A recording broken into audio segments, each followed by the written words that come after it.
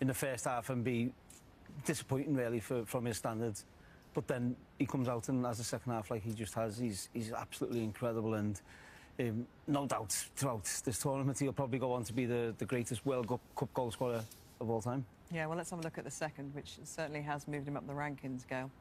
Yeah, I mean, of course, when you watch it firsthand, you know, you think that it's a great goal, and it is a great inspiration, but I think the keeper needs to do better, if I'm being honest. But this is what you get when you start to be in confidence flow with a player like Mbappé. And that's why, you know, we can bring all the statistics we want about not defending, doing better, missing control. But the stats are the stats. And, of course, you know, you have to be able to read the stats. But you cannot talk about someone of that caliber not knowing that he's going to have a chance to score and a second chance to score. If France is about to win the World Cup or to have a great tournament, this guy will be the main architect of it. And that is the goal that means he eclipses you, Olivier, as France's all-time top scorer at 58 goals. I know he's promised you that shirt, hasn't he? So it's going to be winging its way to you. And in World Cup terms, it means he's a couple of goals closer to Miroslav Klose on 16, on 14, and he's gone above a few greats, Messi and Pelé, on the way there, Wayne. It's incredible, and, you know, the mindset to what he has, we spoke about it earlier, you know, maybe some people have given him a bit of criticism of this season, which is crazy because the goals he scored, but the mindset to come out in that second half, score the goals he's scored, the 2 goals, both great goals in their own right. And credit to Didier Deschamps in terms of the difference in the performance in the first and second half. And it didn't just come from the players wanting more and looking more energised. It was what he'd done with Elise and the structure, and you can see in the stats, Gail. I think this is what you want. You want your player who can create something out of nothing in places where he's going to hurt the opponent. Now, saying that, you know, now what we want to say also is that, you know, Senegal defended a bit less than the first half. On the goal of Kylian on the first half, you know, you can see the 4 defenders not on the same line. Maybe they should push and they should be more compact. But yes, when you give freedom and spaces to players like Michael and Kylian and Dembélé and Désiré Doué and Barcola, you will be hurt. Well, I just think if you look at this, they've moved Elise inside, and the positions he's taken up is really dangerous. It allows players to run off him, and they've pushed the Ballon d'Or winner out to the right, out to the wing, to get Elise into these positions. So it shows what Deschamps thinks. Look at this, the difference in the first and second half here, Wayne. He's much more advanced. Look at the white dots of where the positions taken up is so much more dangerous, and that allows the players around him to make more runs, to get in better areas, and he was so effective, and it was so good to see that second half. And I think credit for Deschamps, firstly. I think he's experienced, he's won these tournaments, credit to him, but there's that much talent in this French team. We see when he made subs, Barcola coming on getting his goal, they've got that much talent.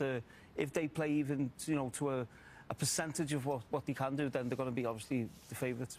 Do you think it helps Elise in a way that Mbappé is the superstar, and that, you know, he obviously, we know, has had this incredible season, but, you know, he's able to just kind of, you know, do what he does and create and give him these assists? I think it's essential, because even if we know him and he's been having 4 great seasons, that's his first game into a major tournament for France. So that tells you... The pressure's on. Of course, the pressure has to be on Kylian, for sure. And you have to let those young players grow. Barcola needs to come in and have those situations. But, yeah, I mean, you know, the room for progression in this team is just phenomenal. Yeah, welcome to the World Cup, Bradley Barcola, as well. I mean, that was some way, wasn't it, to enter this stage? Yeah, well, that's why we say sometimes you see players from what they do in club situation, and you expect them to do the same at the international level. But for him to be able to play like that and to come in the way he did, score that goals, many times in the French league you will see situations like that where he can't finish. Again, when we talk about confidence, this is where Deschamps is probably one of the best, because he takes you and he makes you believe that you are his player. And this is beautiful as a manager, to be able to get the best out of your players. It's a great finish. They had their chances in the first half, Senegal, but they did push France, didn't they? And so that performance overall from France, is that the best performance we've seen from a team so far? Best 45 minutes, I think. I thought first half, as we spoke about, was France were not at the best, and I thought Senegal were really good. So I think there's a lot of positives for Senegal to take out the game as well. They've just come up, second half, they've come up against a very, very good French team who have wiped them away in the second half. But I still think there's positives for Senegal to take out that game. And in terms of the structure and just the movement that was different in the second half, Olivier, do you think Didier Deschamps changes things a bit now? Because he does have a conundrum. He's got so much talent there. And as Wayne has said a couple of times, to have, you know, a Ballon d'Or winner who's pushed out of his regular position that he plays for PSG, and Elise, obviously, we're used to seeing hugging the right wing for Bayern Munich. Is he going to play him a little bit more in that central role? Yeah, I think so, because by readjusting Olise's position more central and closer to Kylian, where we could have seen the good understanding they can have, and obviously the freedom Olise can have playing in that position higher on the pitch. Ousmane can do the job on the side. He's very dangerous 1v1. So yeah, he's got different options. But I think that's where the top managers earn the money, because they adapt and they see things. We've seen Ruben Amorim, for instance, who got criticised a lot because he didn't adapt. Deschamps has adapted what he's seen in the first half. He's adapted Dembele and Elise, and that's where the top manager, his experience, he knows how to win trophies, and his experience has helped France get the lead, and then the players then excel, and it becomes not an easy game, but a game that he deserves to win. Well, it was a great night overall then for France. Not quite so great for you, Olivier, but what a guy to take your record for France. And you did say "Allez bleu" a few times tonight, so yes. I'm sure you're smiling on the inside and on the outside as well. Thank you so much for your company, guys. Thoroughly enjoyed that. So France and Mbappé turning it on in the second half. A World Cup campaign coming to life in New York. You know what they say, if they can make it there, they can make it anywhere. From all of us, a very good right away, but no, we were critical of Mbappé at halftime, and like you said, rightly so. When you're a player of that world-class caliber that he is, he'll know that his play in the first half was unacceptable to his own standards.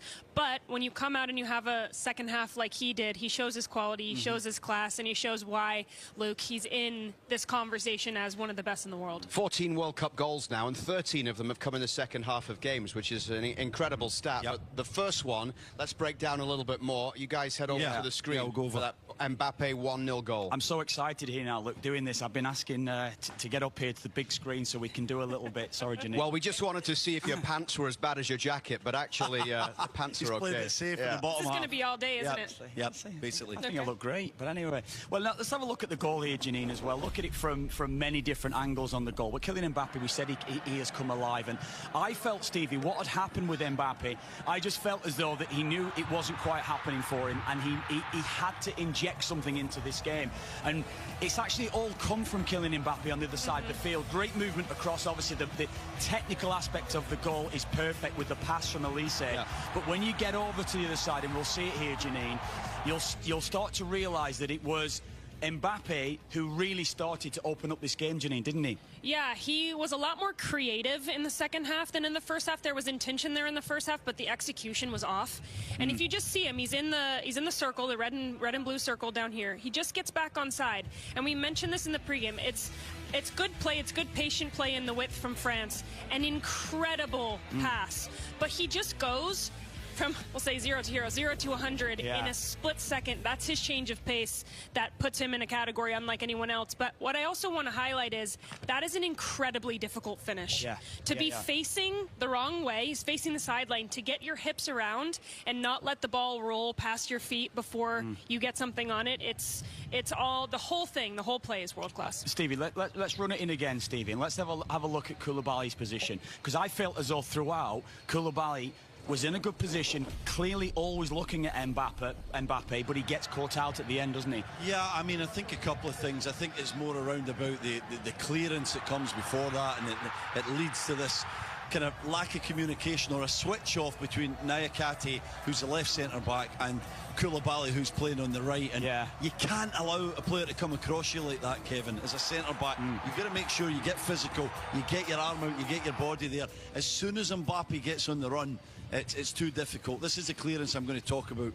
Mbappe's movement in the second half was way better than the first. Poor clearance to start with, Steve. Poor clearance. You've got to get that to the halfway line and then get another 10-15 yards up. Can we just pause it here? Can we just pause it at this moment here now, Stevie? So we're saying with are you happy with his position, Koulibaly, here? I'm pretty happy with Koulibaly. I like how the right fullback Diatta is tucked in. Niakate is in a decent position as well. They're okay. They're in a nice slot. They're at the edge of the 18-yard box. I think they're doing quite well at this moment. Play it on, and we start to see what happens here. There's a key part here where Dembele makes a run forward, and then Niakate's got a problem. He's trying to point. He's wondering who's going to take. Dembele just in that little role. Doesn't get back into the right position. And then the catalogue errors, Koulibaly across the front, say as well, in the back before I had back to look, I think he should engage. I think what he needs to do in this position, I think he's got to stop the run, stop him coming across, and then he's in a good position there, Koulibaly. But he got it wrong. It was just the pace. As well. So yeah, thanks for that, Luke. So he's now the all-time leading scorer, Kylian Mbappé. And he passes a list of names that include the likes of Olivier Giroud and Thierry Henry, Michel Platini on there as well. But now Mbappé stands alone at 58 goals. What do we make of Senegal today, Kev? First half, big chances, Luke. And I just felt as though overall, when you don't take the chance in the big games, your chances that you've got, it can come back to you, to bite you, Stevie. This is a big one, Kev. That's the way it proves. Ismail Sarr, Crystal Palace man, has got to score that. Yeah.